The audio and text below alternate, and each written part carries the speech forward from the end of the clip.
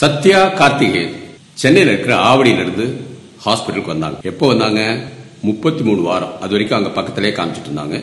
அங்க பக்கத்துல குழந்தை சுத்தி தண்ணி கம்மியா இருக்கு, சிசேரியன் பண்ணணும்னு சொல்லிட்டு வந்தாங்க. அவங்க திருமணமாகி 2 வருஷம் தான் இருக்கு. 2 பேருமே திருமணம் ஆகும் போதே 80 கிலோ இருந்தாங்க. படிப்படியா 10 மாசத்துல 111 கிலோ இருந்தாங்க. வெயிட் மிக அதிகமா இருந்துச்சு. வெயிட் அதிகம் இருக்கிறதுனால அவங்களோட நெஞ்சு சரியா வளர்ச்சி அடையாதனால பேபி சரியா யூரின் போக முடியல. பேபி சரியா யூரின் போகாதனால சுத்தி இருக்கிற நீர் கம்மியா இருந்துச்சு. அதாவது ஒலிகோஹைட்ராம்னியா சொல்லுவோம். சோ முதல் பிரசவம் திருமணமாகி அதுவா குழந்தை உண்டாயிருக்கு.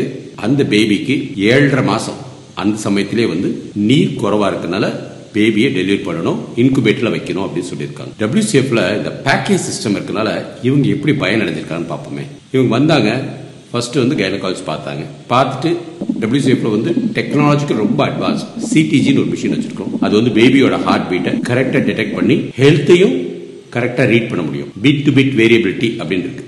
அது இருந்துச்சுனாலே பேபி நல்லா இருக்குன்னு அர்த்தம். என்ன பண்ணும்? நீர் அதிகமாகிறதுக்குள்ள simple methods like ringer lactate, IV fluids கொடுத்தோம். மதரை கொஞ்சம் சியர்ஃபுல்லா ஸ்ட்ரெஸ் இல்லாம இருக்கிறதுக்கு வழி சொன்னோம். நார்மல் வாட்டர் தவிர மினரல் வாட்டர் மெக்னீசியம் இருக்கும், அதை குடிக்க சொன்னோம். டயட்டை கொஞ்சம் ரெகுலேட் பண்ண சொன்னோம். வீக்லி 3 times சிடிஜி எடுத்து பேபியோட ஹார்ட்டை பக்குவமா பாதுகாத்தோம். வாரத்துக்கு ஒரு growth ஸ்கேன் பண்ணோம். பேபி கொஞ்சம் கொஞ்சமா வளர ஆரம்பிச்சிச்சு.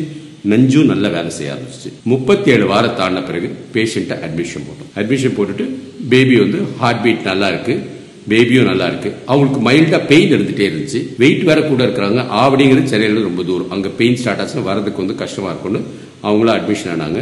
பட் அந்த சமயம் பெயின் ஸ்டார்ட் ஆனால கர்ப்பப்பை வாய் மைல்டா திறந்துருச்சு. 24 hours ஒரு நாள் ஃபுல்லா பேபியோட ஹார்ட் பீட்டை ஒரு 3 hours ஒருக்கா 4 hours ஒருக்கா பார்த்துக்கிட்டே இருந்தோம். Simple pain killers like paracetamol, நல்ல ஃப்ளூயிட் ஹைட்ரேஷன் இதெல்லாம் கொடுத்துட்டு இருந்தோம். நெக்ஸ்ட் டே மார்னிங் அவங்களுக்கா பனி கூட உடஞ்சி நல்லா இருந்துச்சு.